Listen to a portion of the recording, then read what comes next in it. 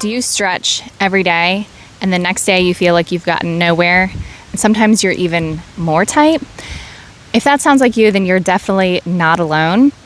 And I'm going to try to guide you by giving you 5 reasons that I've found in my experience as a posture alignment specialist for over 10 years and a massage therapist for over 15 years for why clients don't see results with their stretching and corrective exercises.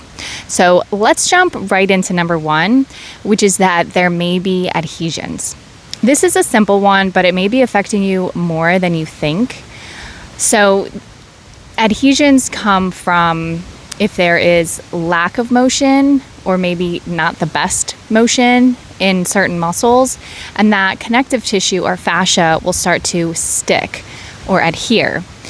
And this is because it's not hydrated properly through motion or the motion that it needs. So a good way to release this is with foam rolling or using a ball or some sort of trigger point tool.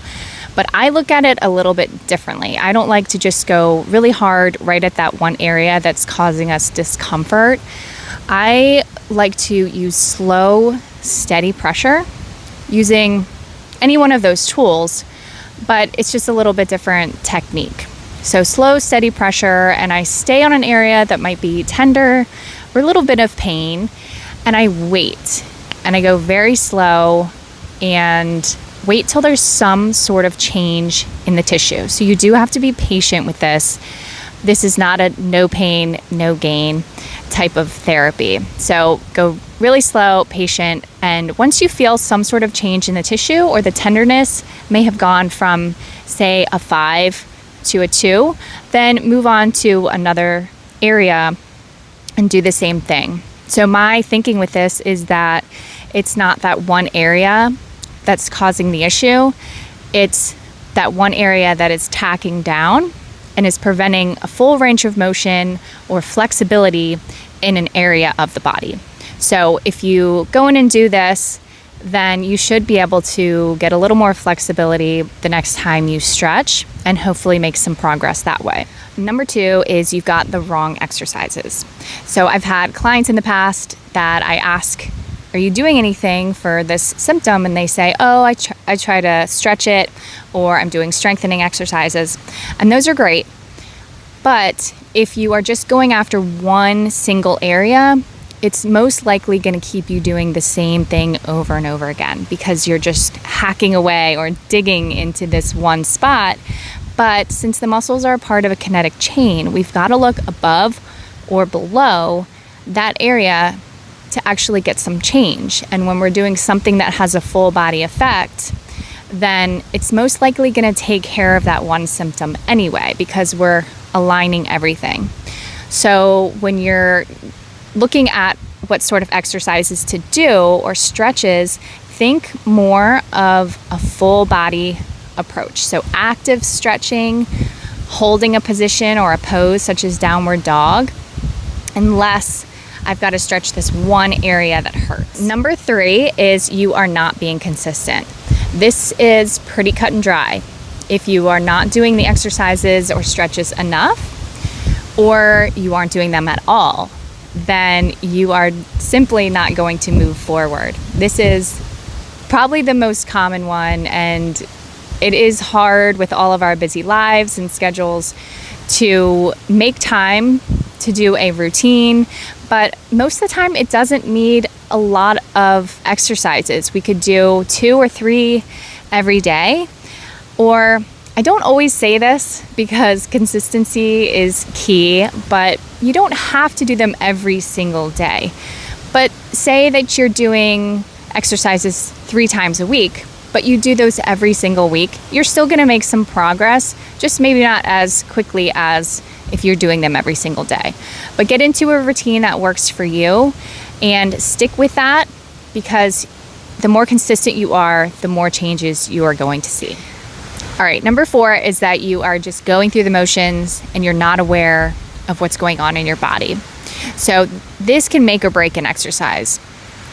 There is a huge difference between just doing an exercise and then actually feeling it work on you. So you could have the perfect exercise for you. It's going to be really good, really aligning.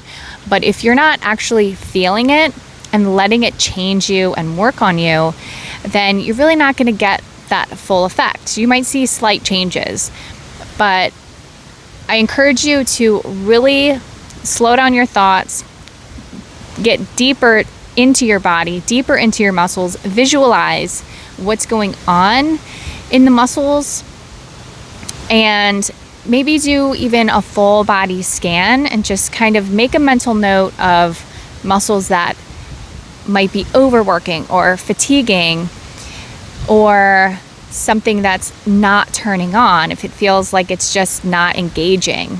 So these are all things that we want to be aware of. You can take, for instance, the exercise static back.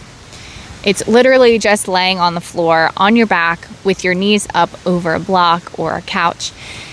So a lot of times I'll ask people if they feel anything while they're in this, and they say, no, I'm just laying here. And yes, that's true, but if you really feel into it, then you can feel these subtle differences, because no one is perfectly aligned. It may take a little bit longer to feel something and to relax your body, but you should be able to feel some sort of maybe more pressure on this side than the other, or where's the pressure on the back of your head on the ground? Is it hard to get your head back flat? Is one shoulder up higher than the other? Things like that, that if you really look into it and feel deep in the muscles, you should be able to feel something. And this is what we need to be able to make progress, because we can feel how it changes from the beginning to the end of an exercise, and then how it feels after several weeks of doing an exercise. Because if we're not feeling a change, or not feeling the change we want, then it's time to pick a new exercise. So we shouldn't be stuck doing one thing because someone else says it's a good thing, but we aren't seeing the results. So you've got to be aware of your body, how the exercise is working for you. What changes is it making? If it's not making them, then move on. So the fifth and final reason is that your nervous system may be stuck in a sympathetic state. You may have heard of this before, and a lot of people get stuck in this. I'm guilty of this too at times. But if you're in this fight, flight, or freeze, then it's hard to focus on what your body is doing. You're thinking of too many things around you, and it's hard to relax physically and mentally. So I've had massage clients in the past that are on the table and they can't relax. So they'll either be fidgeting their fingers, gripping their hands, gripping their foreheads, holding their arms tight to them, or they just won't let me move them. So I try to make them as comfortable as possible, but they're either thinking of something that's stressing them out, or they just can't let go of their body. So it's going to be hard for people like that to really feel the benefits of the massage, because they're not getting that full effect. They're not letting the body go, so the muscles are not receptive to the treatment that they're getting. So if that sounds like you, then you might want to try to find a way to get into that parasympathetic state, that rest and digest, and really be able to quiet the mind down and feel what's going on in your body, kind of like the last number 4. But really take your time in an exercise and let your body go and receive that stretch so that you're not fighting against it. All right, thanks for sticking with me. I hope it wasn't too windy out here, but those were 5 reasons why you might not be making progress with your stretching and corrective exercises. I do have more, so if you're interested in those, just let me know by commenting more reasons down below, and I hope to catch you in the next video. Bye.